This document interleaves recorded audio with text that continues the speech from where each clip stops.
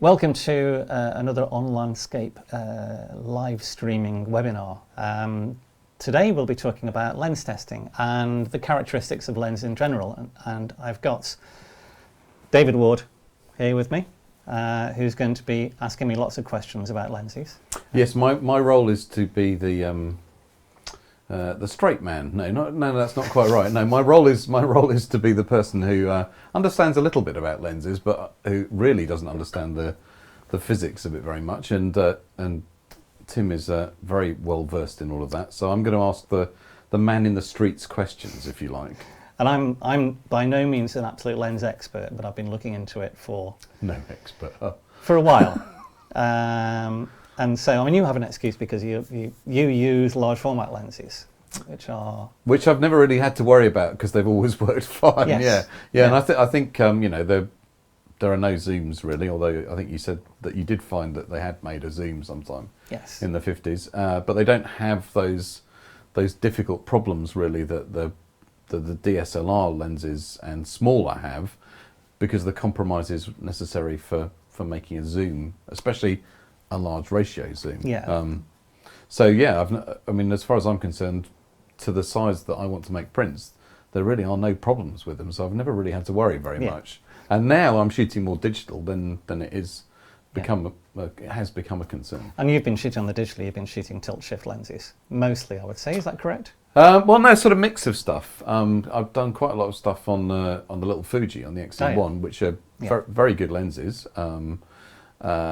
But also, some with a tilt shift and the Canon tilt shifts, and a mix of the older design ones and the new ones. Yeah.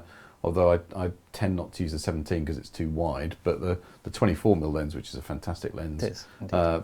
But I've found actually the 45 and the 90 are pretty good.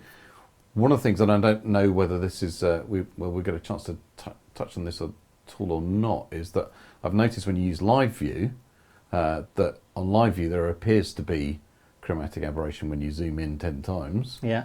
But actually when you look at that image afterwards, there isn't. And I don't know if that's an artifact of live view or whether it's actually the lenses. So that could be down to stopping down, because it's when you're looking in live view, you're typically looking wide open. Right, okay. So it could be by the time it's stopped down, stopping down corrects a world of faults with lenses. Okay.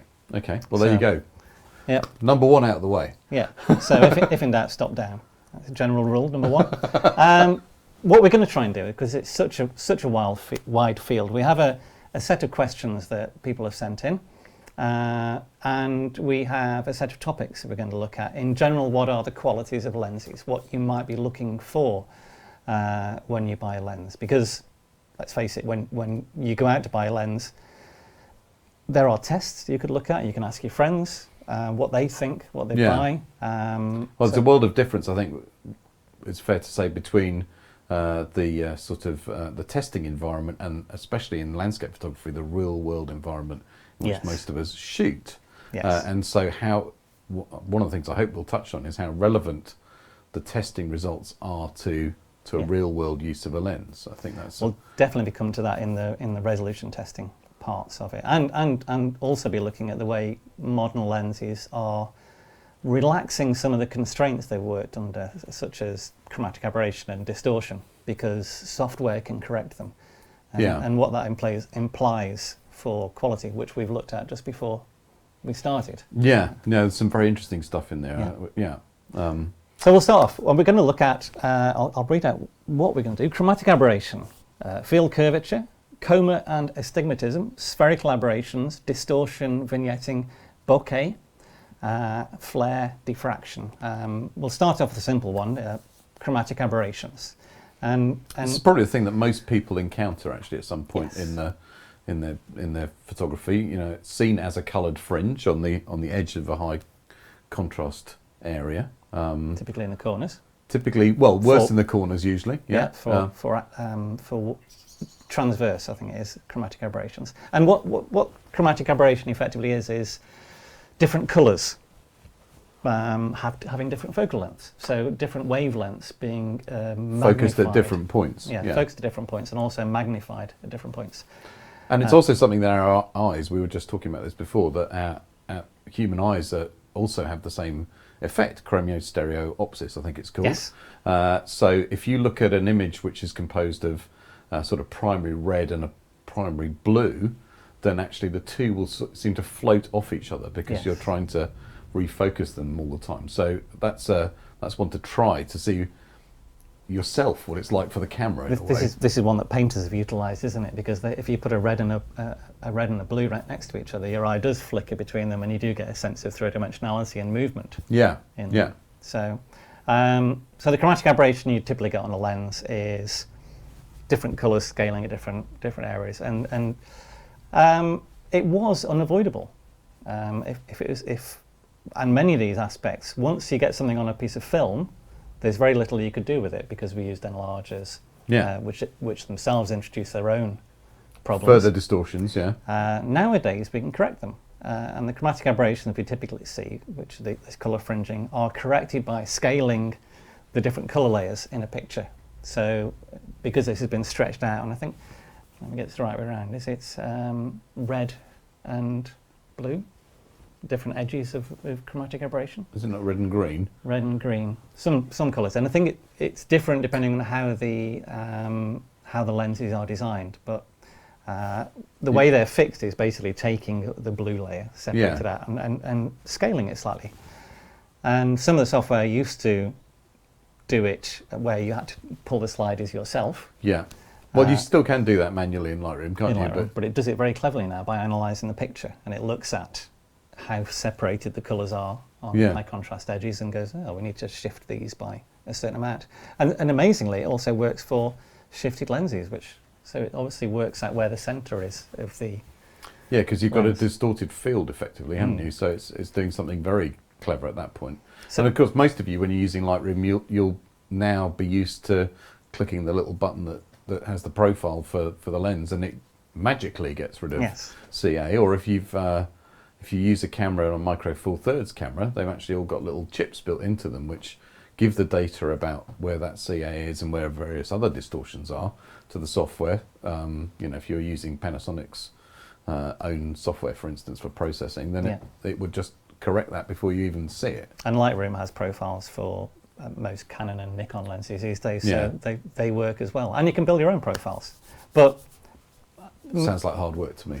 It's better to just press the button and choose the lens. I use some lenses that don't have profiles, and I've just gone down and picked one that works fairly well for me. Right, okay. And saved it because I was a bit lazy. But the automatic chromatic aberration correction fixes these things quite well. There is another form of chromatic aberration. This is axial chromatic aberration. This is where if you have a very fast lens and you're shooting at, let's say, f1.4, and you focus on a black and white texture, you'll see colour shading either side. So behind the point of focus it might be slightly green, and in front it might be slightly red. Is that so? That's because you're shooting with the lens wide open, therefore the focus again is thrown out for those, I think so, different wavelengths. Yeah. Right, okay. And it's worth looking at if you look at some tests of, say, the Sigma 51.4 and the Zeiss Otis, and say the Nikon 50, you'll see the Nikon 50 is, very bright colours. It's not just subtle reds and greens. It can be quite intense, and it can be quite distracting if you're doing tabletop work. So it's worth checking. And how is this related to the proportion of the front element of the lens that you're using? Because typically when you stop down, obviously the image is coming through the sweet spot. It's coming through the middle of the axis of the lens. Actually, no. On any lens, it nearly always uses the whole of the front element. Right, okay. It's the middle bits of the element. So typically the light will come in through the whole of the front element. Right. And if you're wide open, it will travel through the whole of the inside of the lens. Yeah. And come out the back. Yeah. If you've stopped your aperture down, you put a tiny little hole in the middle of the lens. So any light rays have to go through the whole of the front of the camera, and then only through the bit in the middle. Right, okay. So the glass in the centre of the lens is only being used slightly. Okay. So that's how the profile of a lens changes as you stop down, because it's using less of those internal elements. Okay. And so there's less things to go wrong.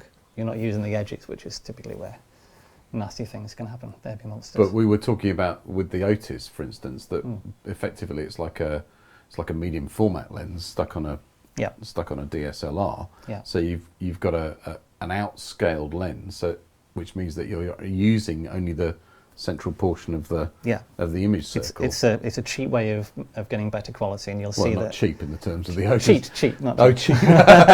Definitely not cheap. You'll see lenses that often exhibit very good characteristics, or just a lot bigger and heavier. Yeah, they throw more glass at the problem. Right. And better quality glass. So, for instance, I think some of the medium format lenses are oversized. I mean, Joe's used a 40mm Hasselblad lens, CFE. Which is a 35-year-old design or something. And he's like used that. it on the Nikon D800, and so it's only using the central part of it, but it's beautiful. And because he's only using the central part of it, you get very few edge effects all the way around. Yeah. What are the problems? Field curvature is something that many people don't know about. I think they may have heard about it, but not sure what it implies. Yeah, well, I suppose unless you're actually photographing rectilinear subjects, which most of the time with landscape we're not, it doesn't really impinge that much, does it? And we were aware of barrel distortion or pin cushioning, but field curvature is where the plane of focus itself is curved through your field of view. So we always imagine the plane of focus as being a plane. Yes. But in this case, it's not. No, very, very, very rarely can you get a perfectly flat field of focus. Yeah. For telephoto lenses, it's more common. Right. But for mid, normal to wide, very often you get a curvature, or a curvature that comes out and back in again. Yeah. And this can cause all sorts of problems. And it causes a problem with resolution testing. Because, and this is something I only found out about recently, when you get a resolution testing of a lens on a website, they will focus in the center of the lens target and take all the readings across the whole field. Yeah. Now, naturally, if you've got a lens that's got a curved field, the corners will exhibit out of focus effects. Yeah. Whereas if you shot it in the landscape and you're not shooting something flat, you'll end up with areas that are very sharp, sharper than would appear if you looked at the lens test. Well, the thing would be, say you're in a very three-dimensional environment, say you're in a forest, and that curved field is intersecting branches and leaves on a tree, you wouldn't notice at all the fact that it's curved, because you have no reference point. Yeah. Typically the one place it will show up that is awkward is focusing on infinity. Right. So if you want to shoot at f4 or f5.6 to get the sharpest possible results, and you have a camera with curved field, your edges, and you focus on the horizon, you might end up with the edges out of focus. Okay. And then if you do the classic case, I'm going to focus on the left edge and the right edge to make sure everything's okay, the center might be out of focus. Okay, but if you stop down, you'd probably fix that. That's it. Stopping down fixes a lot of these things. And it's not even as simple as just in and out of focus across a curved field. We were chatting earlier about sagittal and tangential lines. So sagittal has nothing to do with the zodiac, does it? No. Can we show the computer screen for a moment? Now this is to do with astigmatism. It's another property that lenses have, and the eye has for that matter, but the eye's astigmatism is different. And a lens astigmatism, what you get is radial lines focusing at a different point than tangential or circular lines. So we've got this wheel that we're showing here. On the left with no astigmatism, you can get everything in focus at the same time. Now with most lenses, there will be an area in the lens, typically for many lenses halfway out towards the corner, where you will find it very difficult to get both radial lines and tangential lines in focus at the same time. Right. You'll find that as you go in and out of focus, some things will be in focus. And let's say you had a tree against. So this is nothing to do with the depth that those lines are in the field of view. It's simply to do with the angle that they are to the lens. Yes. Okay. So if you had radial lines, yeah, then they may focus at, let's say, 30 meters. Yeah. If you had branches that were tangential, they may focus at 30.5 meters. Okay. So trying to get everything in focus is a compromise. Okay, I mean, that's a really difficult thing to get in your head why it would do that. Yes, I've been trying to work out why it would do it, and I don't quite know it. I'm so relieved that you are you are incapable of at the moment resolving that problem, because I can't get my head around that at all. But again, so in a real world situation, in a very three-dimensional space with a very complex subject like a forest, you're not necessarily going to notice that. No, because you will end up with some areas that have the radial lines in focus and other areas where the tangential lines in focus. Yeah, but you wouldn't necessarily be able to see that they actually are on the same plane, the bits that are out of focus and in focus, would you? Yeah. But if you did a lens test, on a flat plane, on a flat plane. Now, if I might be able to show you on.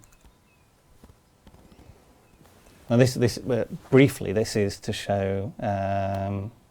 I'll see if I can make this bigger for you. So that's the sort of field curvature we're talking about, and this is for a simple lens. And we can see there's a line called T and a line called S, and that's the tangential lines, and the S is the sagittal lines. Ignore P for a moment. Okay. So we can see that as you get to the corners, the field is changing. The position of the focus is changing as we get to the corners, but also the lines, the tangential and the sagittal lines, are changing as well. So trying to get a perfect focus in the corners is very difficult. You're going to have to sacrifice one or the other. Right. Okay. If we look at now, this is where people start adding extra elements to the lens, and they can correct the sagittal lines. And if we look at this one, the S is the sagittal, and you can see that they've turned them around to bring them back in to focus. Okay.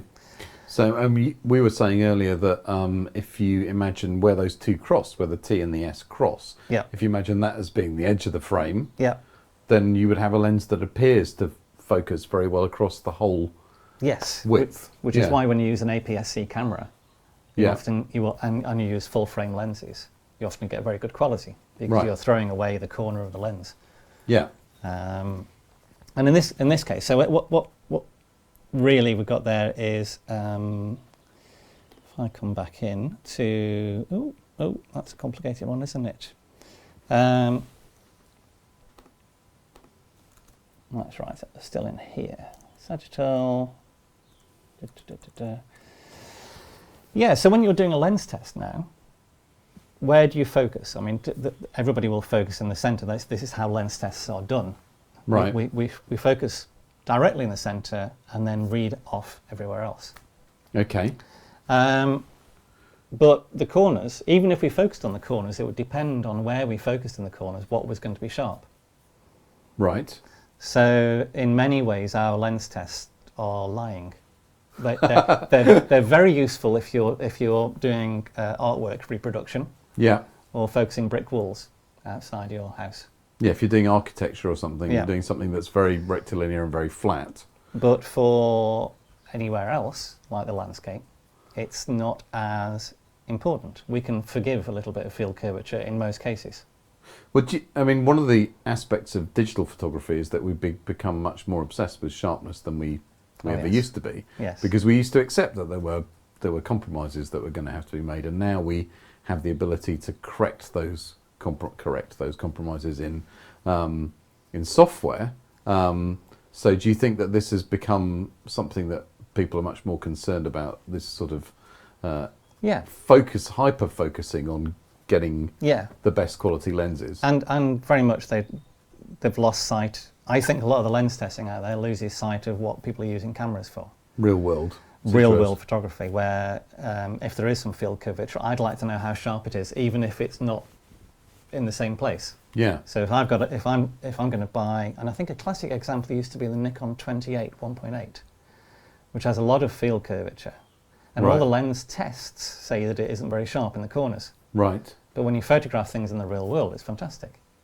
Right. And that's because when you're photographing things in the real world, you're actually seeing things in sharp focus that are sitting on the plane of focus because you're photographing something that's three-dimensional. Yeah. And so we've been having a chat about doing our own lens testing there's a lens testing piece of software called Imatest, and the nice chaps have given us a license for the software and are helping us set up a little lab. Now, the lens test that I'd like to see is one where people did a focus bracket.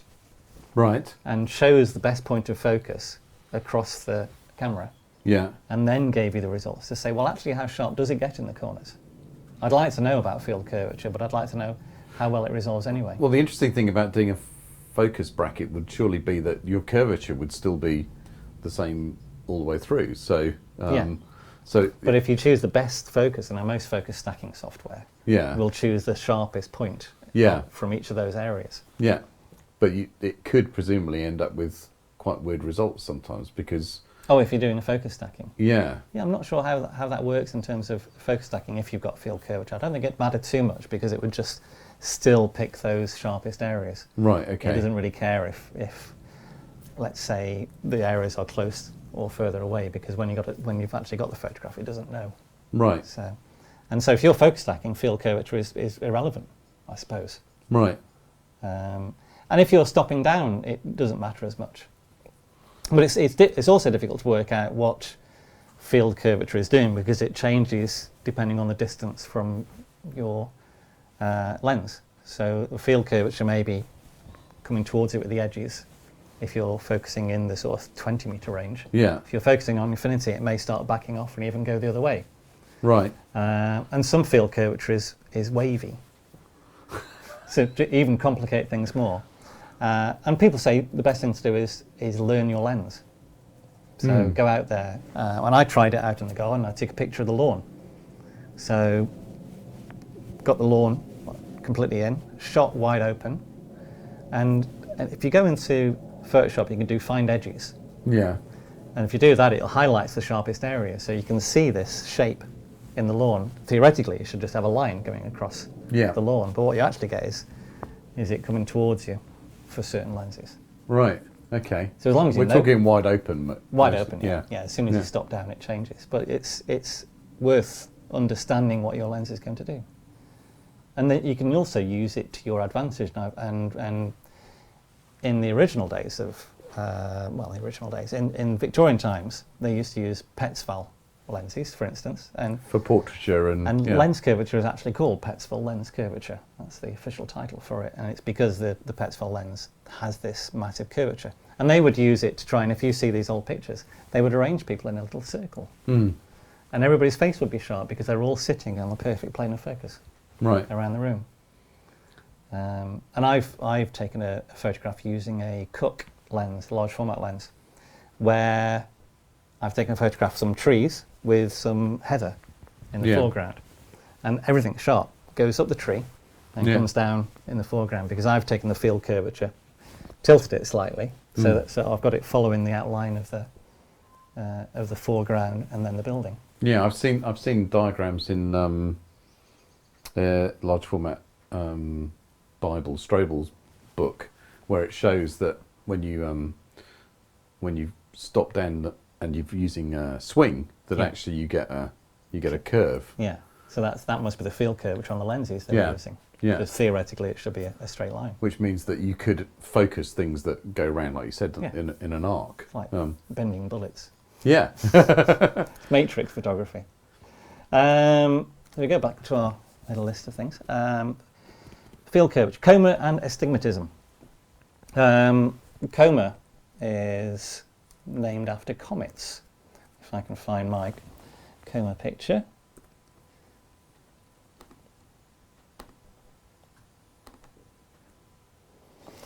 If you look at the little red diagram in the corner, if you've ever taken a picture with some stars in, now this is the classical case of where Coma becomes a problem is in astrophotography. Right. Because you have pinpricks of light, stars, and you want them to look like pinpricks of light. You don't want them to look like a comet. Like a comet, for instance, So a teardrop almost. If you have a lens that exhibits Coma, what effectively is happening is it focuses at different positions depending on what part of the lens it's using. So the inside of the lens may be focusing at a different position than the centre of the lens. And this is what stretch, this gives you this Coma type shape. So if you wanted to use a lens that for, say, astrophotography or aurora photography, you'd want to choose one with as little coma as possible. Therefore, you don't get the stretched star shapes. So I noticed that in the diagram that the light rays are hitting the lens at an angle. They're hitting the front face of the lens at an angle. Yes. Is this something that is particularly going to happen then towards the edges Yes. of your field of view? Definitely. Yeah. Typically with nearly all problems with lenses, they don't occur in the centre of the lens. Yeah. And that's because a light ray that comes towards the centre of the lens is hitting a flat surface Yeah. and going through repeated flat surfaces of glass. So effectively, it's not being bent. It's going through a bunch of windows. No, so it's refracted increasingly as you go towards Yeah. the edge of the lens. That's correct. And therefore the problems increase as the angle of refraction Yeah. increases. So the different frequencies of light can get bent at different amounts, or different positions of light, so the edges of lenses. And the way they correct some coma is by using lenses that are, now what's the word for a lens that isn't normally curved? Oh, aspheric. Yeah, spheric lenses. Yeah. So they would put some custom curves on the edge of the lens to try and bring everything back into alignment. Yeah, I'm old enough to remember, I think probably was it in the 70s when Canon started first introducing aspheric lenses, because Yeah. it was only then that they could make the machinery that would Yes. grind them automatically, because the aspheric lenses had been made before, but they'd been hand ground, I think. Yes. They're very, very difficult to make. Very difficult to make. And if you try and do them, I think one of the ways they did them to begin with was to lathe them. They'd have a profile where they try and lathe it, because you just end up with rings. So that's when you get the onion rings sometimes in out of focus areas. Right. For some of the cheaper aspheric lenses. So you've got some minuscule pattern still left on the surface. It's very difficult to polish out. Right. Okay. Yeah. And we spoke about astigmatism already. I'm going to try and go through these. What else have we got? Spherical aberrations we spoke about, which is focus shifts is a small issue, and you could do well to know about it. We spoke about a large format lens, the 80mm lens from Schneider, Super Sim RXL. That was lovely lens. The idea being 4.5, very nice fast. and bright.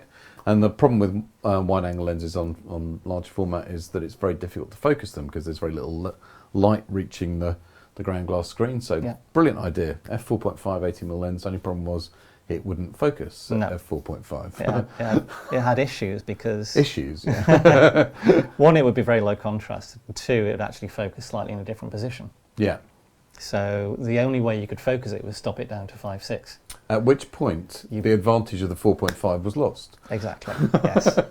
And so the same thing goes for some of the faster lenses. So I think, somebody correct me if I'm wrong, I think the 51.2 Canon has a slight focus shift on it. So if you focus it at f1.2, right, and then stop down to, let's say, f2 or f4, your focus plane will have shifted slightly.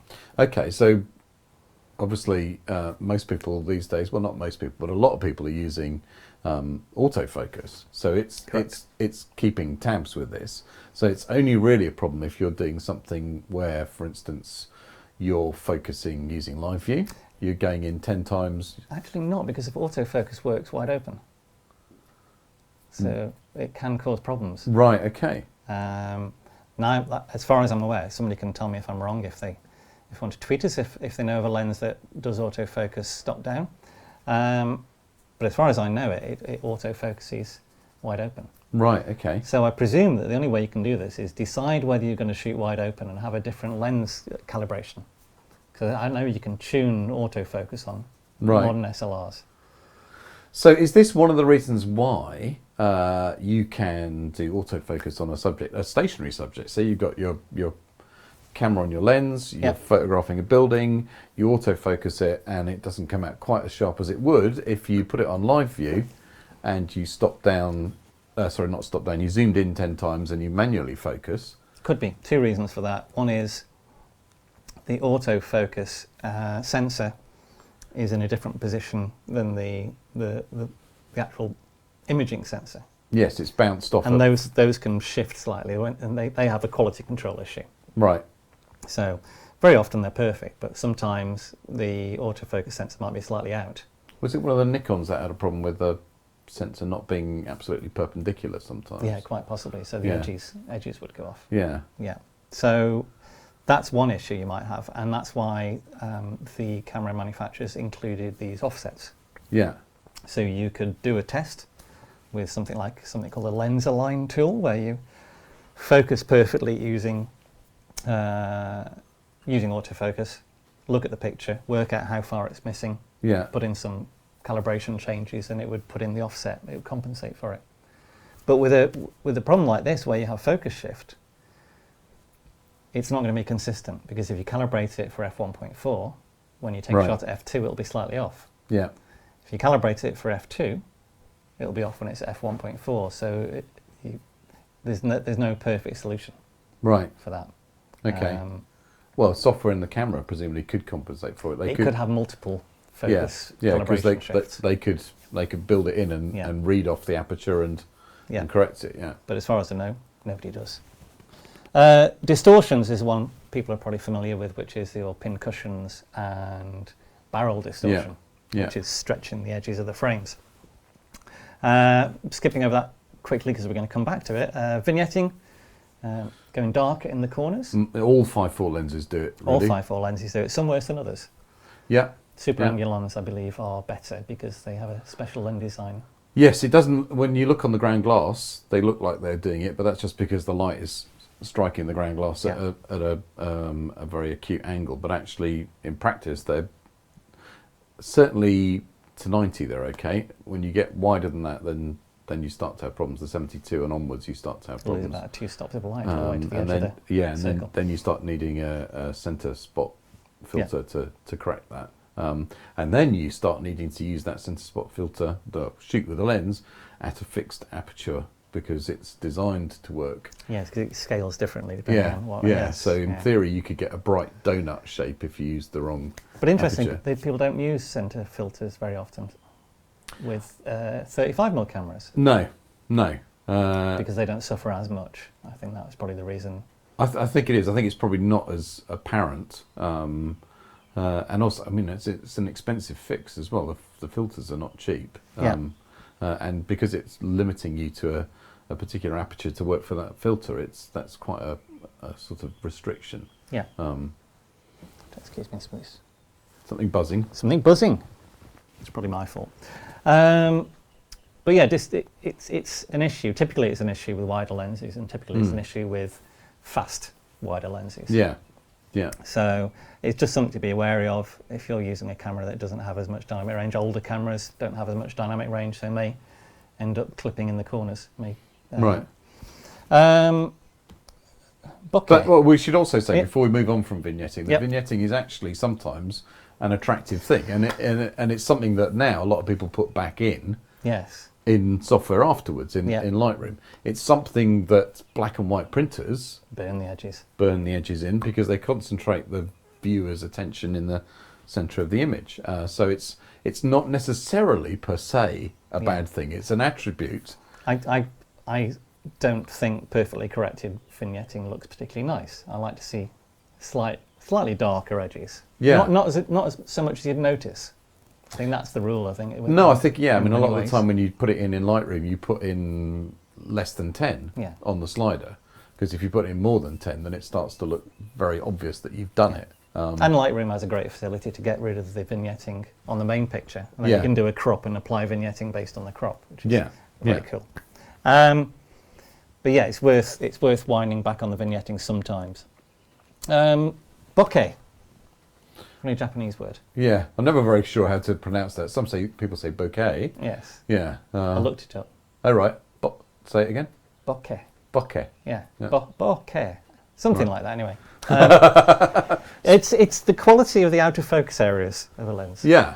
And portrait photographers particularly rave about this, don't they? Yes. They like a lens that has nice bokeh. Yes. Absolutely. I don't know that many landscape photographers really are that aware of it, unless maybe you're a flower photographer, you would be very aware of it. Yeah, I think something using macro very close up, you'd be aware of it. I think people are shooting. Landscape photographers are shooting a lot more material wide open. Yeah. Maybe trees or like say flowers and things like that. But in the context of a landscape, if you've got something that you can allow the background to fall away, it's quite nice. Yeah, and the quality of it is to do with how smoothly it falls away, isn't it? How fast it falls away. So it's like the steepness of how it becomes out of focus, but also how evenly or how smoothly that happens. And there is something called Nissin bokeh, which translates as double line bokeh, and you've probably seen it before if you've got pictures of branches. Oh yeah. And in the background they go out of focus and they look like tram lines. And they're jittery. It looks funny. And so it's something that I think lens designers used to look at, because the way lens design used to work was, okay, they did a bit of maths, they did some working out of how to get it sharp and get it achromatic, so things, not too much chromatic aberration, etc. But they used to make a lens and go outside and take photographs with it and go, does that look good? Right. And now I think that the lens design is very much, especially with the zoom lenses and lenses with huge amounts of elements, making a test copy must be a lot harder. And so they rely on simulations, mathematical models to get things sharp. Well, they've got to a situation now, I think, with the large zoom ratios, that you have lenses that no way could you ever design without computer, could you? No, absolutely not. No, they're too difficult working out, all of those elements, however many elements, 10, 12 elements, whatever there are in a lens, and they're all moving in different directions according to where you're focused and what focal length you're at. And it's an incredibly complex procedure. It's not something... It's incredible that they work. It is. It is in lots of ways, yeah. It really is, I think. Certainly, if I go back to when I started photography, late 70s, most zooms were pretty awful. They were pretty awful. They weren't very sharp. You had to spend a ridiculous amount of money to get a zoom that was halfway decent. And that was mostly with 2-to-1 ratios as well. Yeah, 70 to 150 was a classic sort of ratio. I mean, you would never consider having a 28 to 300. No. Not that most of them are very good these days, but certainly you can have 5, 6 to 1 and get very good results. Yeah, and they are possible to build very good 24 to 300s. The cinema industry has them. Yeah. As we were mentioning earlier, they're just £135,000 and weigh 17 kilograms. Yes, which is not something that you can normally carry in a shoulder bag. And no. I think they're used for those pull focus, like Thriller, right, where you've got Michael Jackson, the background drops away. Oh, yeah. Or the one in The Shining, I think, where you're going down a corridor and the corridor stretches out in front of you. They also, I think was it first used in Jaws, I think, wasn't it? Was it? Okay. Yeah, he's the lifeguard. Yes. Roy Schneider. Roy Schneider, yes. He's on the beach, and it stays focused on him and change focal length. Yeah. And it's a very effective thing. Yeah. Somebody came up with loads of maths to work out how fast they had to pull the rail back and zoom in at the same time. Did they? To make it work, yeah. I wonder how many goes they had to do. A few, I imagine. Yeah. Yeah. But as the lenses get more complicated, I think the bokeh gets more jittery, possibly. Right. Okay. So this is why typically prime lenses have better bokeh. Right. Okay. Than zoom lenses. And typically when you look at the lenses that have a superb bokeh, they are very simple designs, maybe like 6 pieces of glass or 8 pieces of glass. So like the plasmat in 5.4 is 6, is it 4 or 6? 6 I think, maybe. Yeah. And the tessars look better in 5.4, interestingly. Right. So if you look at the plasmats, it can be a little bit jittery out of focus. But if you've got a tessar in 5.4, like a Fujinon A or a Xenar, they have a lot more smooth out of focus. Right. And medium format lenses are quite often very simple lens designs, like the Sonars and the lens we're talking about with Joe, the 40mm CFE. Yeah. It's a distagon lens, which probably has maybe 10 elements. Right. But again, that's using the centre of a... So all these... we don't want to go into all of this now, I don't think, but all of these names for the plasmat, the distagon, the tessar or whatever, they're basically talking about a particular arrangement of lenses, a mix of additive and subtractive lenses in a particular order. There's like a family tree of lenses. Yeah.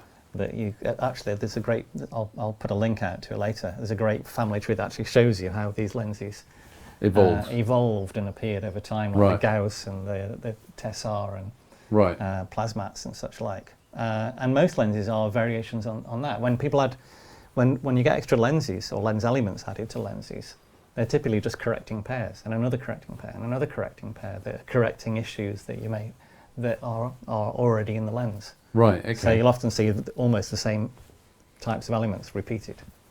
Right. Multiple times. And most 5.4 lenses are symmetrical. They've got the same shape elements. Very close, especially. Yeah, in front and behind of the aperture, but zoom lenses are asymmetric completely. Zoom lenses definitely not, and with SLRs, wide-angle lenses, because they have to be retrofocal. They can't be symmetric because of for a 14mm lens, and with a mirror that's 40mm long, you can't actually get the lens in place if it was symmetrical. No.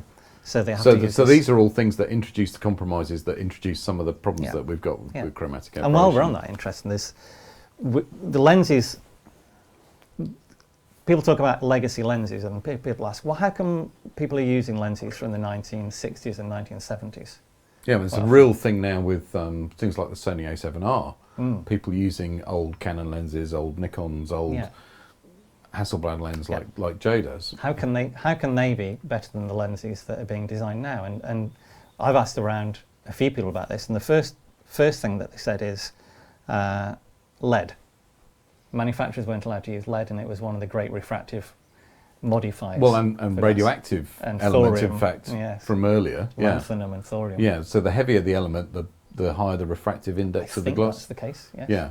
Yeah. And so losing that meant that a lot of lenses had to be ditched. There was a lot of great lens designs that were based on those materials they had to throw away. The other element was autofocus. Right. Because with a typical lens, you would move the whole thing backwards and forwards. Yeah. The whole lens. An autofocus that does that is very difficult because you've got a huge amount of mass to move backwards and forwards. In fact, it moves an element inside. So they had to redesign it to make a light element in the middle of the lens.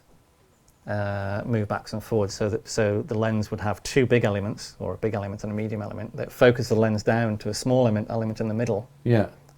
So it goes down and then back up again. Yeah. So they can move that small element quite quickly. Right. Very complicated way of working. You've got to redesign all your lenses, pretty much. Yeah. And you've lost lead at the same time. So there was a dip in lens quality around the maybe 80s, 90s. And things are just getting better in the last 8 years or so. I think apocryphally, at least, a lot of people. Well, I used Canon lenses back in the 70s, and I always found them very good lenses, very high quality optics, especially the primes were excellent. And then Canon, I think, along with Nikon and along with all of the other manufacturers, when autofocus came in, it became harder and harder for them to make lenses that appear to be the same quality. Yeah, yeah. Which is an interesting thing when we normally think of technological progression as being an upward trend. That you had this dip. Yeah. Big changes all at the same time. Yeah, yeah. And so, and at the same time as that, if you have this small element set, you need more pieces of glass, and the bokeh is an issue. Right. Because you've got more elements again, it's difficult to design lenses that have smooth transitions in the background. Not impossible, but difficult. Which is why I suppose lenses like Zeiss have manual lenses, and manual lenses are quite popular. The Zeiss Otis is a manual lens. I'm sure they would have made it autofocus if they could, but they decided not to. Which is, well, to get back to what you said, people are now using Canon lenses from the 70s and 80s. Which you think, oh, well, God, it's an ancient design in lens terms, but it still works really well. So why not? Well, while I'm here, if I can actually find it, where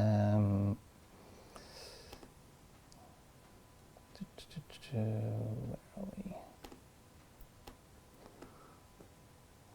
Excuse me for this for a moment.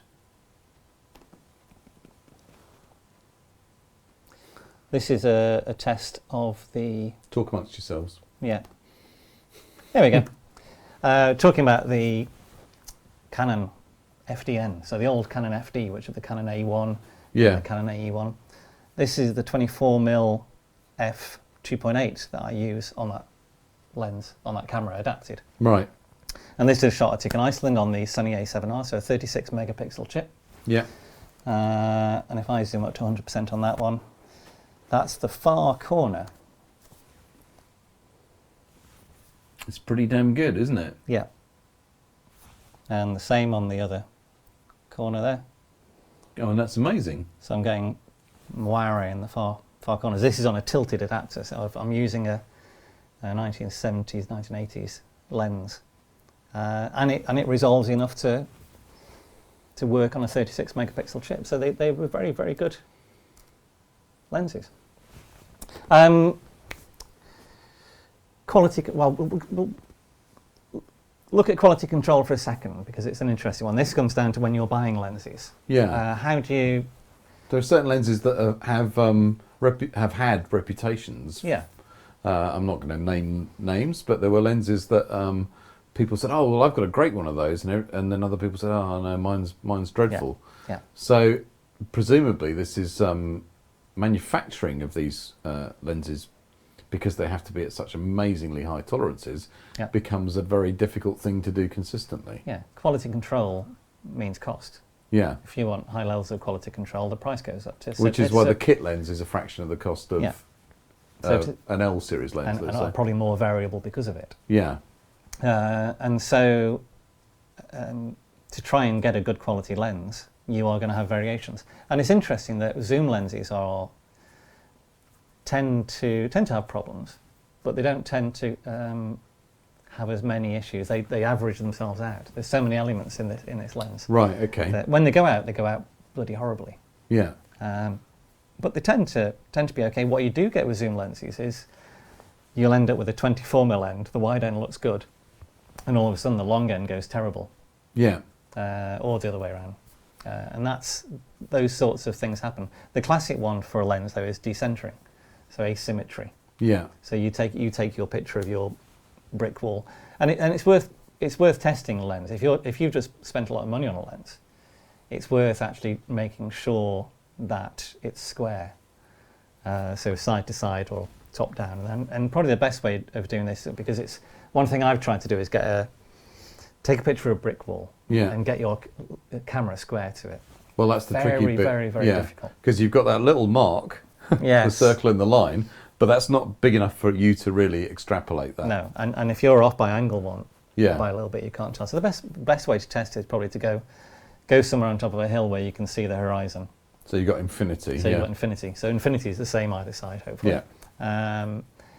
Take a shot landscape orientation. Yeah. Focus in the middle. Look at the edges. So coast actually would be perfect. Coast would be perfect. Looking at the. You've got a nice line. Horizon. Yeah. As long as it's not too hazy. Yeah. But it doesn't have to be infinity. As long as it's over a kilometre, maybe. It's probably good enough. And then put your camera on its side and do it the other way. And if you focus on one side and the other side's out of focus, you know you've got a bit of a problem with the lens. Yeah. If you want to, you can download a printed test chart. You can get little trumpets, resolution trumpets, and stick them on a wall. Check that things are the same all the way around, but it's quite difficult to do.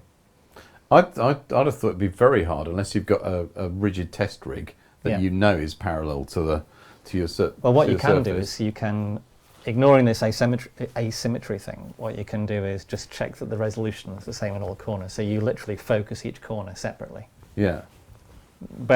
Assuming you're not going to be able to get it perfectly square. Yeah. As long as you focus each one and test them, they should achieve about the same resolution. So you're doing this in live view, presumably? Yes. Yeah.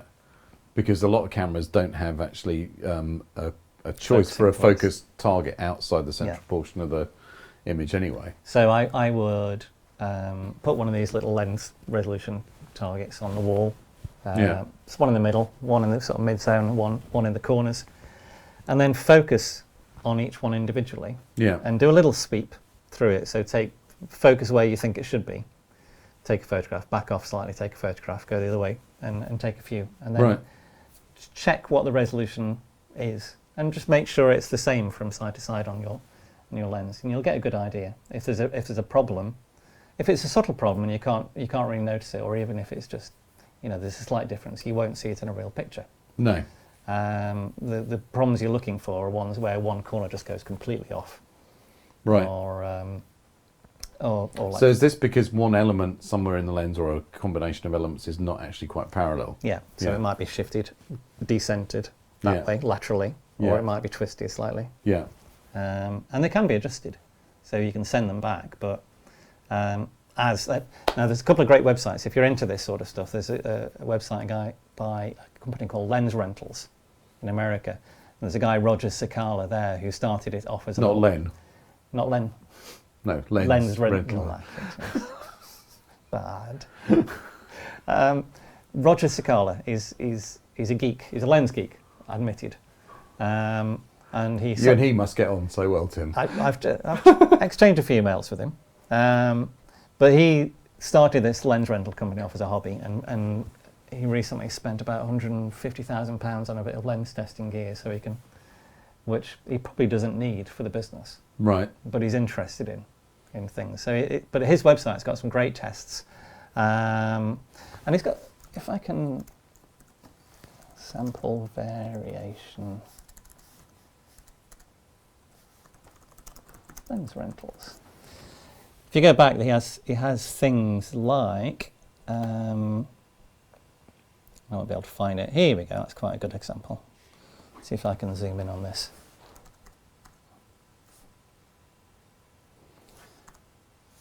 What this is the chap's taken a 24 to 70 lens and a 70 to 200 lens, focused them on 70mm, and then recorded the how sharp they are. If I check this status, so this is the sample variation on a lens. So at the bottom of the sample variation, and he threw away the wildcards, the ones that were really bad. So this is a number of lenses that he's tested? Yeah, so he tested about 30 of each. Right. And you've got a variation from 700 line pairs to 900 line pairs. So that's about 15% difference in resolution. To be fair to them, the majority are in the centre. Yes. Yes. so you're more it's the bell curve thing. But it does isn't prove that there are good and bad copies. Yeah. What he's found is there is you need to have about a 5 to 8% difference in order to see it. Right.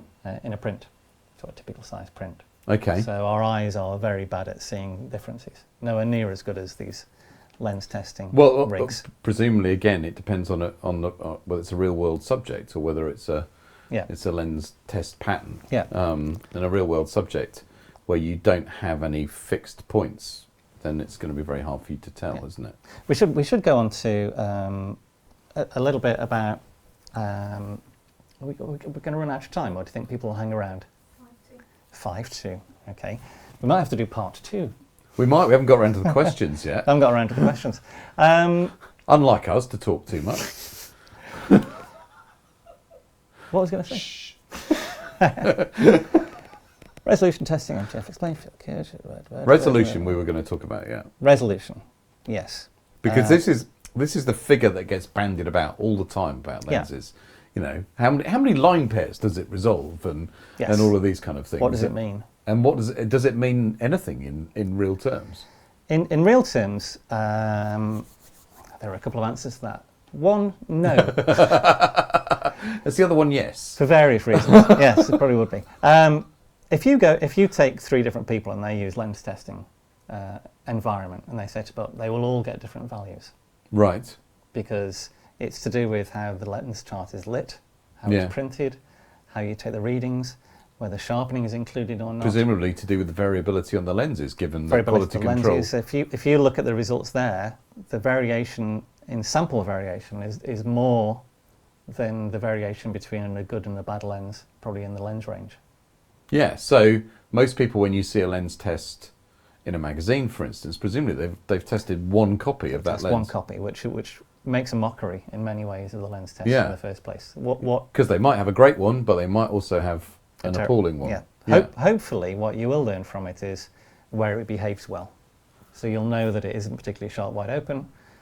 It gets sharp, and it's not as good in the corners as it is in the centre. If they're getting those lenses, just sorry to interrupt, but if they're getting those lenses from the manufacturer, do you think the manufacturer would make sure that they give them one that they've tested to find that is a better? It has been suggested that might happen. Right. Yeah. And if I was an unscrupulous manufacturer, I'd do that. But how embarrassing would it be if somebody like Roger Sakala did the tests and then got the ones from the manufacturer and all the ones from the manufacturer at the top corner? Yeah. Every time it would be disaster PR-wise. So I suspect that they don't. And having been given a few lenses for tests and cameras for tests that have been awful, a lot worse than average, I don't think they do. Right. So They just take them off the line and they send them out. yeah, and a lot of them are actually ones that have been sent out for jobs. So you're getting one that's been thrown around because it's not somebody's lens, so it might. Yeah, it might have been dropped, might have something shifted. Yeah. So really, unless you're, I think the minimum you should be testing is 3 if you want to get a good sample variation, because at least you can throw one away then and average the other 2. Throw away the worst one, average the other 2. Yeah. But again, the other one is that most of the scores are shot wide open. Yeah. So when you see the scores on DxO Mark, they're talking about how sharp it is at f4 or f5.6. Right. And we don't shoot at f4 and f5.6 as landscape photographers. No. No. I think most people would probably shoot at f11. Portrait photographers, press photographers, people who've got a fast-moving subject. Yeah. Quite often, wildlife photographers perhaps are shooting at those apertures. Yeah. But we're not. No. Really. No. And actually, if we are, do we care how it drops off out of focus across the field? Because we probably only want one particular part, the eyes. For a wildlife photographer. Yeah. Yeah, absolutely. Or a portrait photographer. Or a portrait photographer. You don't care that it's not good across the whole field. And the other thing that people don't take into account very often in the lens test is a sharpening, because there is a value called MTF50 that I'm sure people have seen bandied around. MTF means modulation transfer function. Of course it does. What that basically means is how well it transfers modulated stuff, patterns. Right. So if you put a bar pattern into a lens, take a photograph of it, and it comes out the other side, transfers to the film or sensor. How is it degraded? So has it changed in contrast levels? Yeah. And contrast is the key thing. Has it changed in focus as well? Yeah. Potentially. Well, that's all to do with contrast, I think. Contrast is the key value. Right. Now, MTF50 means at what level of detail does the contrast end up at 50% of the maximum? Okay, so if it's at 100%, you'd have pure black, pure white. Yeah. And if it's at 0, you'd have everything would be grey, presumably, would it? Yeah.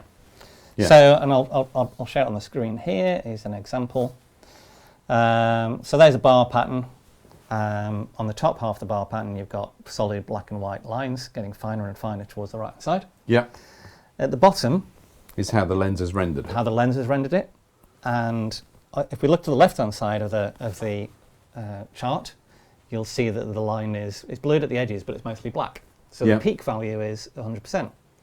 And the peak value of the white is, the peak value is 0.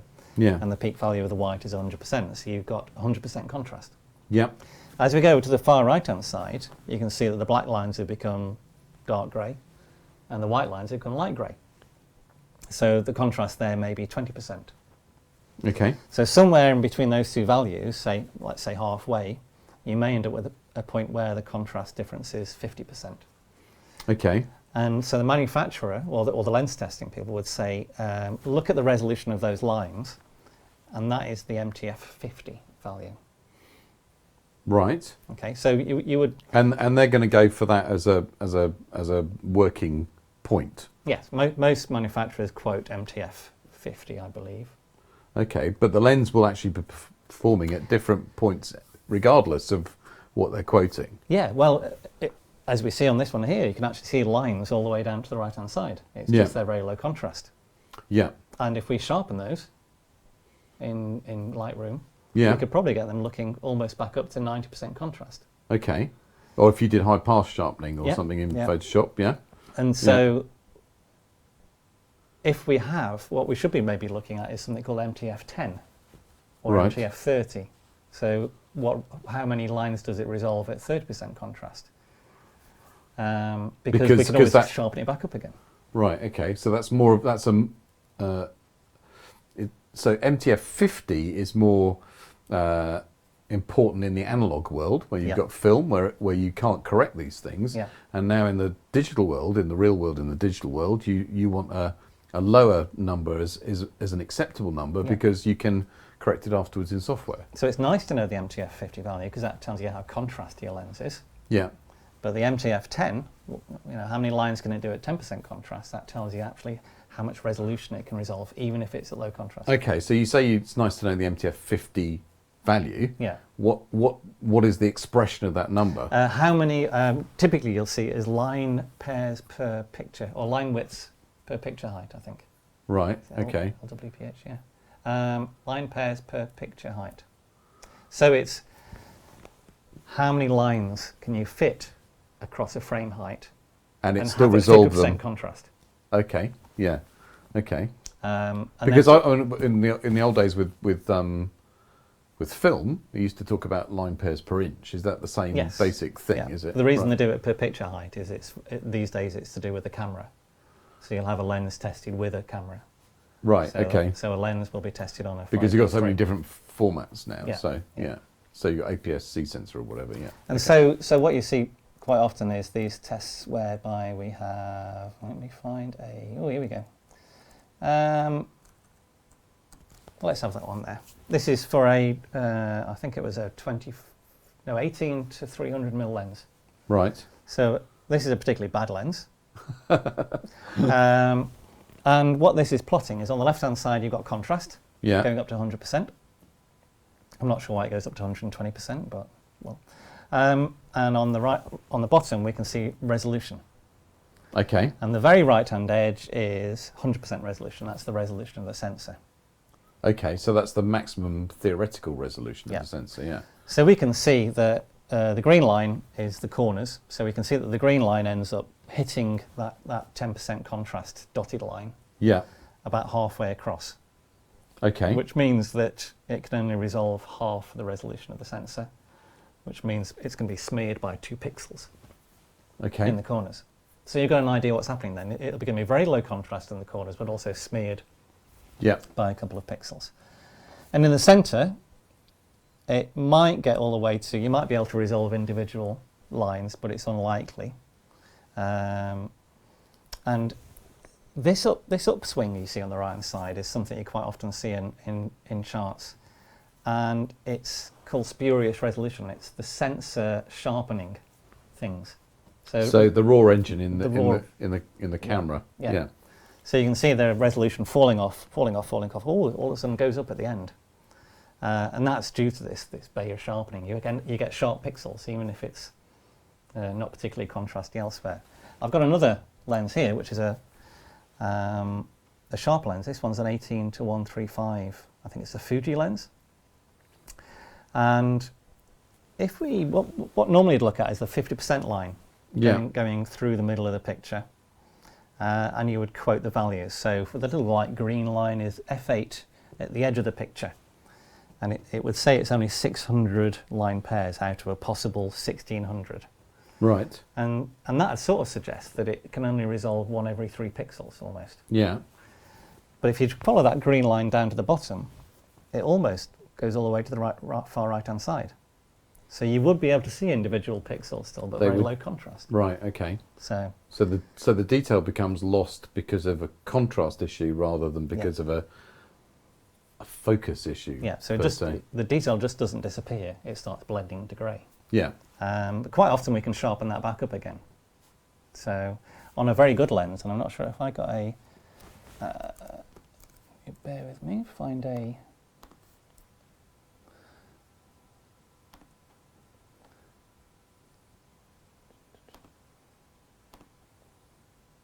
where's the PST? Yeah. So this is a Sigma 50mm f1.4. I go to layers. So that's at f5.6. Okay. So again here you look at the 50% contrast line and it looks like you've only got half the resolution of the sensor. But you go all the way to the right hand side and even in the corners at f16, let's look at, even in the corners at f16, you're still resolving individual pixels. So that would sharpen back up again. Right. But if you'd looked at the MTF50 value, you'd think it was probably quite blurry in the corners. Right. So it's quite difficult to understand what's happening on some of these lens tests. And especially relevant for landscape photography. It's because basically they're giving you a headline value. Yeah. And actually you need to know more variables than that in order to make a proper assessment. Yeah. The real answer is complicated, as usual. Yeah. Well, we didn't get on to the questions. What? We're past 9 now, aren't we? We are past 9. Yeah. Does that mean we can carry on a little bit? Tweet us if you think you'd like us to stop because you have to go away. But whilst we're there, we'll go through a few questions.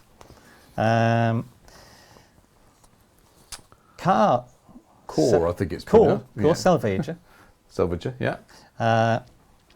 Asks, like most photographers, I like to work with good gear that does what I want it to, or at least does not get in my way. But do we put too much emphasis on sharpness or lens performance in general? I must admit that pictures that have moved me most are not necessarily those that are the most perfect in a technical sense. Well, it's absolutely true, isn't it? I often say to people, nobody's ever stood in front of a photograph and wept because it was perfectly sharp. Yes. You might stand in front of your own and weep because it isn't, but that's a whole different issue. Yes.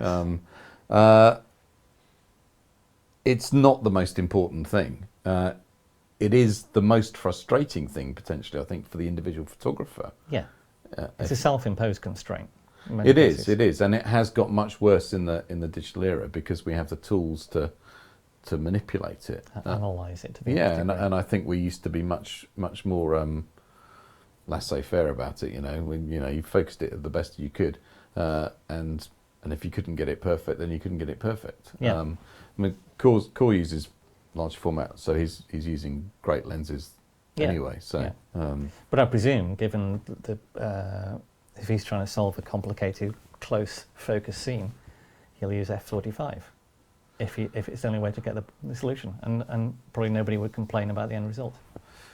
Presuming that he doesn't blow it up too far, yeah. I mean, I always feel uneasy moving beyond f32, even on a 5.4 lens, because you do see a reduction in quality because of diffraction. Yeah.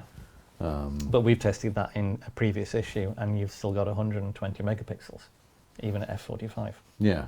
Yeah. So these days, where you're scanning and then you're post-processing digitally and sharpening digitally, then you've still got an amazing image. Yeah.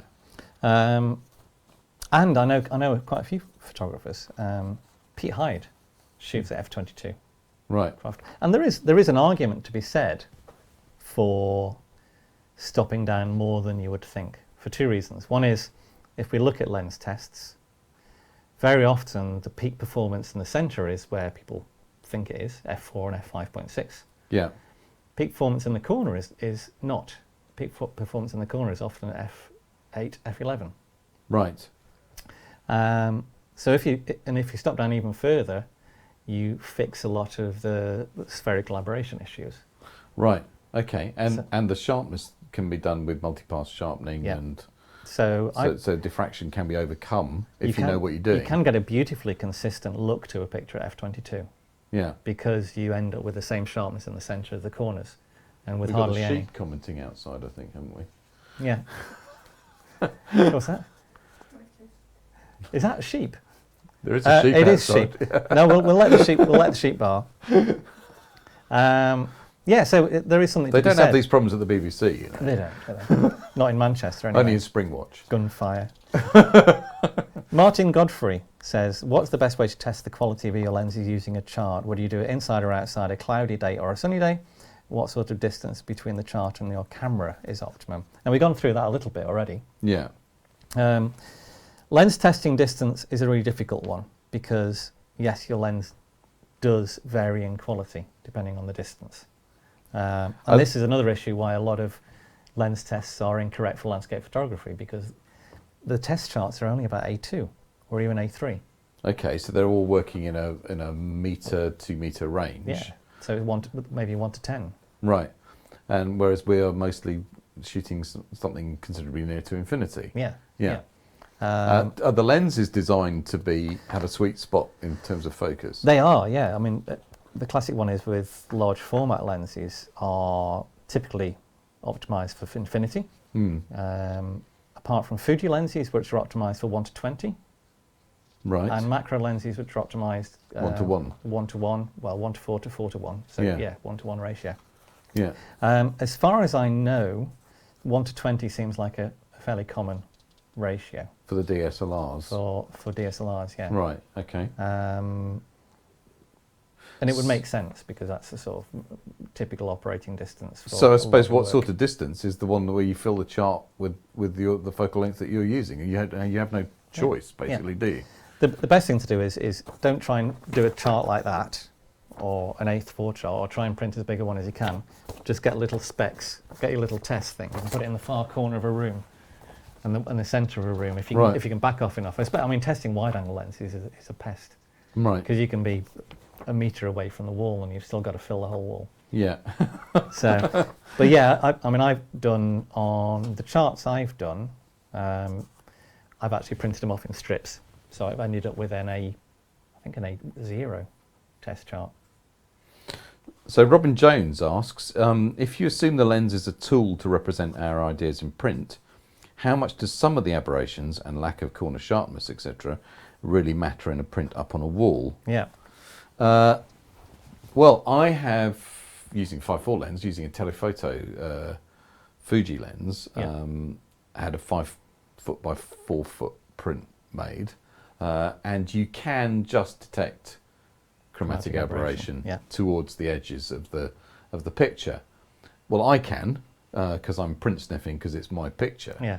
But most people are looking at that print at a reasonable viewing distance, and this is the question that keeps on getting bypassed a lot of the time, isn't it? That reasonable viewing distance is the key to always to this, isn't it? It is, yeah. And I mean, people have done surveys of how people look at prints in galleries. It's only photographers who do the print sniffing thing. People do go in and look close. But I don't think in the same critical way. They wouldn't be looking for CA. No, they're just looking at what's in the picture. Yeah. And they have tested that bigger pictures, people step back naturally. There's sort of an optimum point where people stand. But no, and does it really matter? Sally Mann doesn't really get bothered by the crispness of her corners, I imagine. No, and I don't think Kappa was too worried on D-Day landings. So I think in many ways I'm more concerned personally about the way a lens renders rather than how sharp it is. I want it to look nice and natural. What we talked about in terms of bokeh. Yeah. So things aren't jittery. Isn't that one of the problems also then with post-processing? Because one of the things that people do is that they over-process and introduce sharpening tools to try and fix quote-unquote problems. Yeah. And in the process you end up with an image that starts to look brittle. Yes. Starts to look very digital and doesn't have the analog feel which is an attribute of human vision, basically. Yes. Yeah. And that's the problem with over-sharpening, isn't it? It starts to feel artificial because we are used to the smoothness that comes with human vision. We like to see resolution quite often and not the contrastiness. Yeah. Contrast is good, but not too much contrast. And quite often we don't like seeing details disappear. And I think that can often be the problem with blowing things up too far and have them too sharp is as you look closer at something, there's detail and almost gets sharper as it gets finer detail. Yeah. And then it disappears. There is no more detail there. There's a threshold. Yeah. Yeah. And that isn't how the eye works. Our eye works is things should get less contrasty the finer they get. Yeah. So they naturally disappear.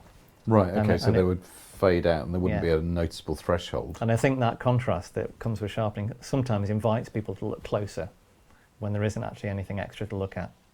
He's got an ancillary question. Yep. A word about older lenses, yes. Which have a particular look or character. Can that look or character be represented in a scientific test? Can you identify the likelihood of a lens, for instance, having the Petzval swirl? Very much so. From the test. And in that case, what figures would you look for in the test? One of the things we looked at earlier, Coma, Yeah. that can contribute to the look. Yeah. The spherical aberrations and field curvature. Yeah. So the way the corner... So if it performed badly in these areas, it may look good. it would look potentially It good could as... do, yeah. Okay. Some of the things that happen with lenses is the way it clips out of focus areas. So normally an out of focus area is a circle. So if you get a highlight, it forms a circle. Yeah. You get a highlight in the corner, it forms a circle. Yeah. With these old lenses, you end up with an ellipse. And Right. because of Coma, the ellipse sort of points. It's like Right. an eye shape, but it goes around the edge of a picture. Yeah. And so that's where the swirl sometimes comes from. Right. So a combination of field curvature, which emphasizes out of focus areas in the corner of a picture, Yeah. combined with the way the out of focus areas are shaped because of the size of the aperture and mechanical vignetting, plus Coma, plus spherical aberration, all add up to a character of a lens. Right. Okay. Something you could measure. I'm not sure it would mean anything by the time you measured it. Interesting question from John Spring. He said, why do we only have a monochrome test image? He says he has a Dr. Kenneth Tidings lens chest chart from 1967, Yeah. which also includes red, blue, and yellow adjacent to the black lines and graphics. Why Yeah. do they no longer do that? Interestingly, this is one of the people used to use the lens testing charts like, well, if you go to the screen a second, like that one there, which is the classic 1951 lens testing chart, which is US Air Force. They used to print these on the ground, the size of a car park, for the spy planes. the spy planes to test their lenses with from 40,000 feet. So, and they still exist. If you look for these USAF Google Earth, you can see some of these patterns still exist on the ground. Yeah. Fantastic. Then they moved on to a complex lens chart like this one, which is, it's got these little lens trumpets which get finer and finer, and circles and things. Yeah, I think you used these, didn't you, on the big resolution test that you did with the 10.8 versus the phase, It was etc. it was a simple way to visually show how the resolution was falling off. But nearly all of the tests done these days use a slanted edge, a black and white contrasty line. Now, if I find it in here, see if I can open it in my Photoshop. Slanted edge, there we go.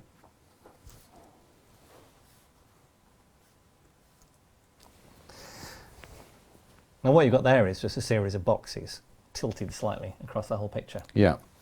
And the way it analyses the sharpness is it looks at one of these edges and works out how fast it transitions from white to black. Okay.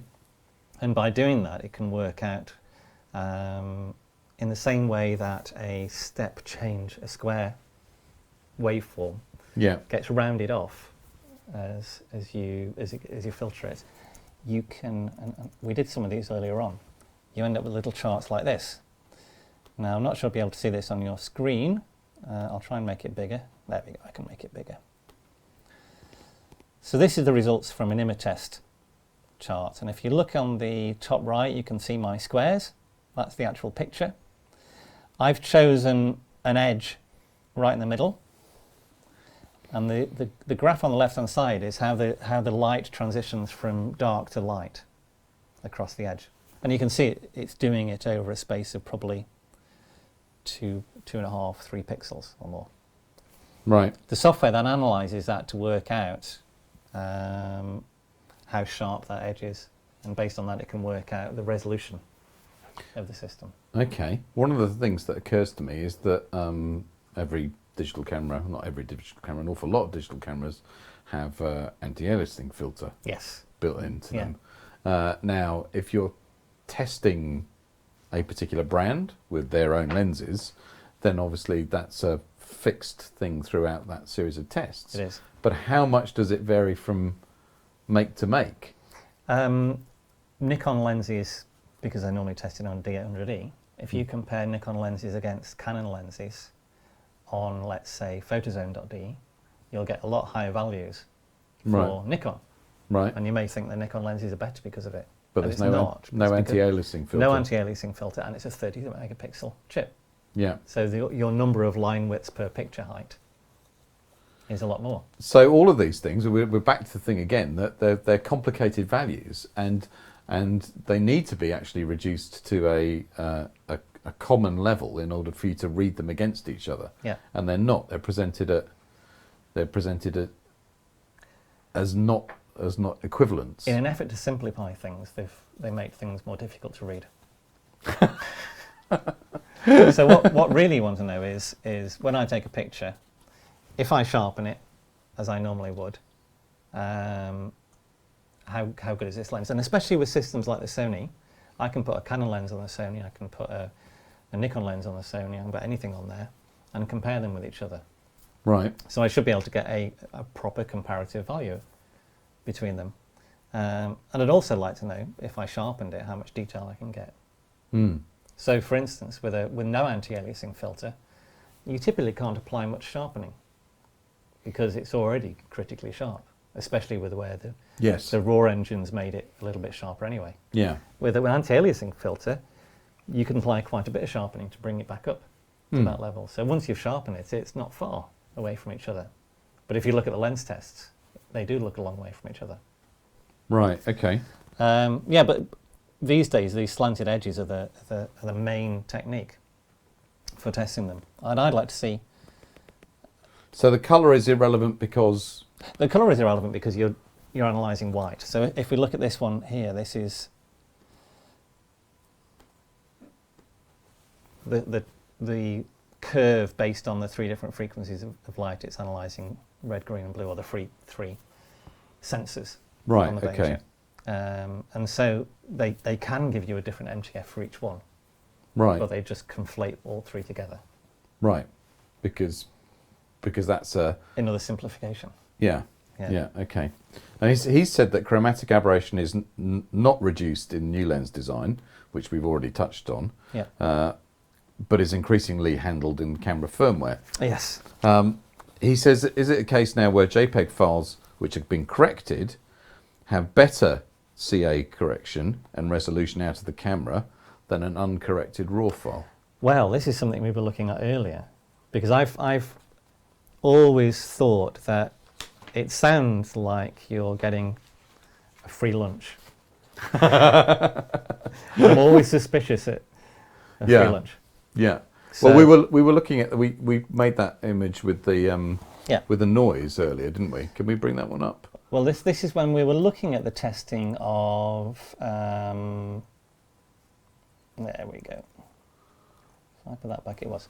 We were looking at or discussing distortion correction. Yeah. That's the first correction we've got, and. So if in Lightroom you click on the little button that puts in the profile for the lens, it corrects the field distortion that is inherent. If it's pin cushion, it stretches. If it's pin cushion, it pulls in the corners. Yeah. If it's barrel distortion, it pulls out the corners. And in the process of doing that, it actually reduces the sharpness to some extent. Yes, in places. Yeah. And the reason for this is you need to imagine a situation where we have, and we've prepared one here, lots of contrasty dots on a picture. So for instance, let's say we had text, very fine text that was rendering as single pixel lines all the way across a picture.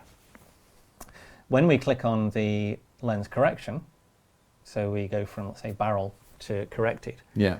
If we are only correcting the edges by a single pixel, there'll be an area halfway out from the center where we're correcting all the edges by half a pixel. Yeah, which will smear them. You'll take a black and a white transition, and it will turn into a grey transition. Yeah. You go from 100% contrast to 50% contrast. Yeah. And all of a sudden you've halved your MTF 50 value, if that's the way you were going to measure it. Yeah. But it would only happen in a donut ring area halfway out, because on the corners where it's moved a whole pixel, it's gone back to black and white again. It's still black and white, because the whole thing's just shifted by 1 pixel. Yeah. And so we did this on, we made a texture in Photoshop. And if I can get the menu back up again, we went to lens correction. We said, okay, let's do a manual correction and remove some pin cushion distortion. And you can see a donut start to appear. Yeah, I'm going to zoom into 200%. Or I suppose do it that one there. So I'm not sure if anybody can see that, but I can see when I look straight on. Well, there's like ripples. There's like a set of rings. Yeah. So it's sharp in the centre, then goes slightly blurry, then goes sharp in a ring, then slightly blurry, then sharp in a ring. And this is what's happening in your software when you make this. So, and this depending on, in many ways, it's worse for small amounts of correction, because if you're doing a small amount, it might be a whole swathe of the picture. So if it's 1 pixel, like we were discussing, 30% of the picture and donut around the centre would be blurred by a pixel. Yeah. So, but it's only going to show up in this kind of high contrast, fine detail situation. So if you're shooting a landscape which has lots of low contrast detail, let's say, I don't know, we'll go back to the woodland as an example again, or a beach where it's all the same tone, more or less, you're not necessarily going to see that reduction in resolution. And it's irregular as well, so you're not comparing something that is, is fine detail against something that should look exactly the same, which we're looking at here. Yeah. So you can get away with it. Is it what you want to happen? I don't know. If you're talking about the beach, if you were taking a photograph of the sand with some details on it, you may see it in the sand, because if the individual sand grains are around the pixel level or so, you'll start to see soft areas. And if it's very regular, whereas most of the time you're photographing the sand, you've got a pattern or something which is going to disrupt it. So, But effectively, if you ran that through a lens testing system, it would be half the resolution. And the same goes with perspective correction. You get the same thing if you stretch the top of a picture to correct perspective. Well, you start getting radial lines, presumably, instead of circles. And chromatic aberration, I've not tested that, but I presume to some extent it happens with chromatic aberration, because you are scaling part of the picture. You are scaling the blue channel by a small amount. Be interesting to test that, how much the resolution is lost. So if you want the absolute max resolution, perhaps you shouldn't correct the lenses. Right, okay. Tony Bennett asks, to what extent do you think commercial considerations temper the truth about lens performance? You cynic, Tony. In other words, would a truthfully poor report impact on future advertising revenue from the lens manufacturer? Well, no. Impact on future revenue for the lens manufacturer, and would this affect the report? Well, there are, I think several at least, places out there that do impartial reports that have nothing to do with the manufacturers. Yeah, and don't take a lot of advertising. Yeah. But if I was a magazine and I was getting a lot of my revenue from a few different manufacturers, I'd be very wary of giving a bad review. Right. Which I think is why we see 90%, 88%, 92% values for nearly everything. Right. Very rarely would you see a bad review. And typically if it is a bad review, it's a lens that's a budget one and there's a reason for it. So they're justified in giving it a worse review. Right. So I think potentially yes. And it depends on how people are testing, but it's, as far as impartial ones, yes, there are. There are websites like photozone.de that are very good lens tips, and I'll send a list out of a few that report the facts. So as long as they're getting the right lenses. Okay, Brian Clark asks, one of the UK's best-known landscape photographers, come on, spill the beans, Brian, who are you talking about? David Ward. Once told me that modern lens design diffraction is no longer such a big deal when using very small apertures. Although I have never subscribed to this, I would welcome your thoughts. He says he uses a 36 megapixel full-frame DSLR and top-end zoom lenses. Diffraction is a constant. Yeah, it's part of the physics. We can't get around it. It's physics. However, the overall resolution of a lens is an accumulation of how good the lens is, plus diffraction, plus the sensor.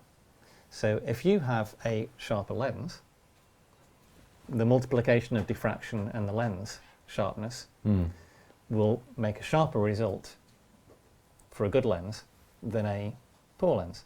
Yeah. So in other words, because you're multiplying the two together, f16 on a great lens is going to look better than f16 on a duff lens. f22 on a great lens is going to look sharper than f22 on a duff lens. Right. But the difference is going to get smaller. The diffraction is leveling things off. It's not a hard wall, but it will level things off. But yes, if you look at, I mean, I looked at this recently when I was choosing a lens for my Sony A7R. I wanted a 24-70. And I looked around, instead of looking at the reports for how sharp it was at f5.6, I was looking at the results for f11, because that's where I take pictures. And Right. there is still variations between the Sony, the Canons, etc. And it's worth looking at, because when I compare the Canon 24-70 f2.8, the top end one, with the Canon f24-70 f4 IS, although the 2.8 one was better at wider apertures, Yeah. the f4 one got sharper in the corners at some focal lengths Right. than the f2.8 one at smaller apertures. So it's not necessarily a great lens wide open or a great lens with a great reputation. It's always going to be better stop down. Right. Right. Peter Jackson has asked, is there much difference between quality zoom and prime lenses? Yes. Yeah. Prime lenses basically have got less in the way of compromises, haven't they? Yeah. Doesn't mean that a prime lens will always be better than a zoom, but given the same budget, I would expect so. And I think the best prime lens will always beat the best zoom lens. Maybe the odd exception, I believe the Sony 16 to 24, is it? I can't remember what it is. There's a Sony super wide that's just come out. Right. It's very good and is potentially better than some of their primes. But I think that's because they're a small, limited lens selection at the moment. Roger Voller's asking the same question, basically. He's saying he doesn't have personal experience of this, but he would like to... he's thinking of buying a prime lens to add to his zoom lens collection he already has, Yep. so that he can see with his own eyes what the difference is. I think in the centre, you won't see as much difference. Right. And that's because most lenses out-resolve sensors in the middle. Right, okay. In the corners is where he'll see the most difference. I mean, he's also saying that he thinks that the prime lens will make him work harder. In terms of composition, I think. In terms of composition, and I think he's probably right there, but I don't think it's a bad thing. No. I think there's a huge temptation to be very lazy with zooms, and for you to plant your feet and zoom in and out in order to change your framing, when actually you would be better physically moving because you're changing the perspective as well as the framing. Yeah. So I don't think it's a bad thing at all. No, I don't think it's do ever that. stopped you taking a decent picture. Not having a zoom on the lens. Oh, I've often missed the opportunity to have an equivalent to, I don't know, a 400mm zoom lens on. I mean, you don't crop, do you, either? I mean, I quite often, if No. I can't get exactly the right focal length, I'll just shoot a bit wider and crop on the 5.4. No, I don't crop. No. Yeah. No. So I crop on the smaller cameras. Yeah. But only really because of aspect ratio. Yeah. Because I'm not very keen on 2.3. I prefer 5.7 or 5.4. yeah. Teleconverters. Yeah. How much difference do they make to the quality? It's a tough one. Yeah, they do degrade. I think the 1.4 time ones are very good. Right. From what I've heard. And again, in most cases, they probably out-resolve the sensor. So if you're shooting a 7200, it's probably got more detail than the sensor can cope anyway. So you put the 1.4 times on, you may lose a little bit of contrast rather than resolution. Right. But I would expect you'd be able to sharpen that back up a little bit. Okay. The 2-time ones, I think, are to be avoided unless absolutely necessary. And I know people who use the 1.4 times on tilt shift lenses. And I didn't think they were supposed to work, but Right. Yes, I've used them on the 24, the 45, and the 90 with the Canon, Okay. Yeah. and they work very well. Right. Yeah. No, I've no problems at all with that. In fact, talking about tilt shift lenses, Max Rush is asking about choosing 35mm format shift lenses. There are lots of different models of different ages, but there don't seem to be any very many reviews looking at the same criteria. No. And again, that's because you want to be testing the sharpness at the very edge of the image circle, which isn't as straightforward to do. Right. With lens software. It's something I want to look at. Well, it's also, we were talking about the fact that also when you use a tilt shift lens, when you tilt, instead of it having a point light source, you get an ellipse, don't you? Yes. You stretch it. So Yeah. presumably that has an effect upon the test target, does it? It will, yeah, because you're going to get sharper in one direction than the other direction. Yeah. So yeah, it can have a big difference. So that could actually, would that, because it would still be sharp, your point would still be sharp, but it's going to maybe make the test look like it's not as sharp. Is that? I think that's right. I've never tested it on a tilted plane, but it would, from basic compression. If I put a circle on that piece of paper, Yeah. and turn it like that, Yeah. it's going to look finer in one direction than the other. Yeah. So if I really wanted to test the resolution, what I'd have to do is stretch the chart. Yeah, I was going to say Then bring it back you'd down have to have a special chart, wouldn't you, Yeah. in order to do it? Yeah. Okay. Top? Last couple of questions. Yeah? Yes, I think yeah? so. Yeah. Are top of the range Canon lenses, for instance, necessary to get the best out of 50 megapixels? We touched upon this a bit last time when you and David and I talked about Yeah. various bits and pieces to do with the new cameras, didn't we? Yeah. It's a resolution issue, is it? It's a resolution issue. You'll undoubtedly, with most lenses, resolve the full resolution in the centre Yeah. of the sensor. If you want to get full pixel detail in the corner, it may be a different matter. I've looked at some test shots from the 50 megapixel Canon, and one of the sharpest shots I've seen is with the 24-70 f2.8. It's been sharper than some of the primes I've seen. So I imagine that's more to do with technique and the use of flash to get everything very sharp. Right. But I would imagine the Canon 24-70 f4IS that I've got is as sharp in the corners as the f2.8. Right. So I would say no. I think it all depends on that particular lens. Right. Okay. So that again is a complicated thing to resolve, isn't it?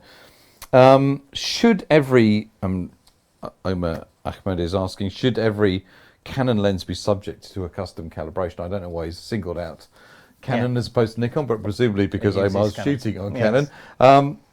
After purchase, or only if there is an obvious defect?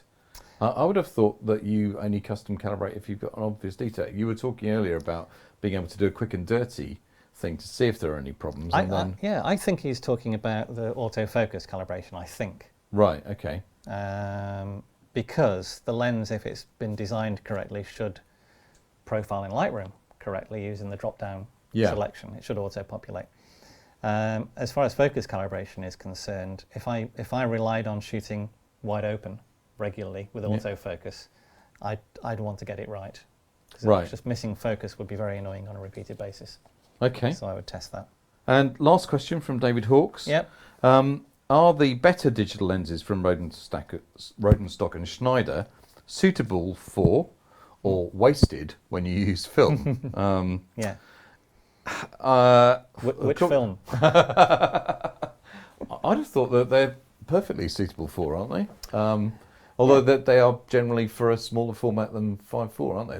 They're medium format lenses for if they're being used for the techno or something. 6.45 at most, I would have said most of them. So if you're using a roll film back on a technical camera of some kind, then they'd be.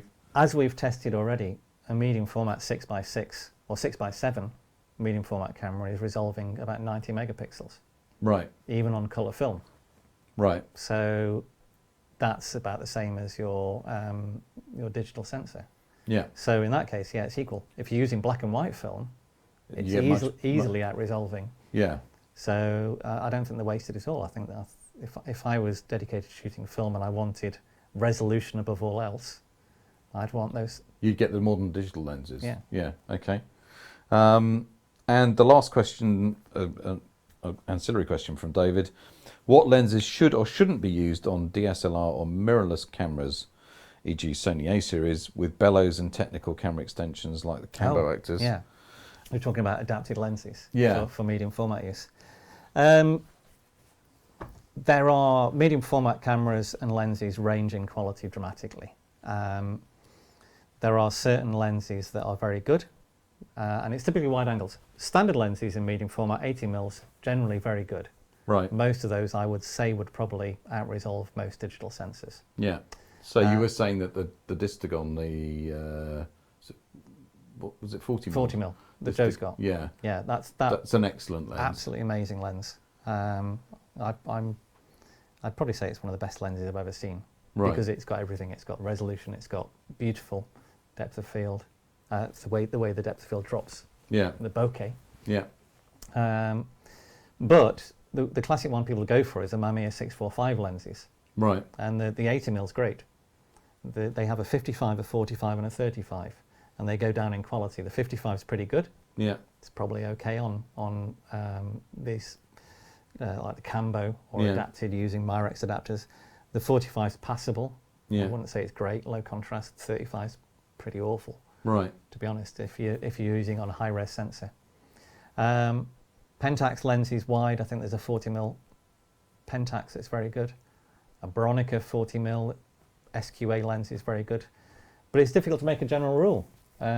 You'll get away with your 80 mils and a lot of the 150 mils, sort of 110s, 150s, but going wide is a mixed bag. Right. So we shall test a few though, hopefully. Okay. Well, we went on a bit. We did go on a bit. But hopefully we've answered a few people's questions and people have enjoyed the discussion. Yeah. Well, hopefully what I'll say is thanks for bearing with us, or thanks for coming back later, because this will be recorded and people can wait. Yeah, I don't think it's ever going to be broadcast on Dave at any point. Is it, probably? No, unlikely. No, thank you very much anyway. Bye. Goodbye for now.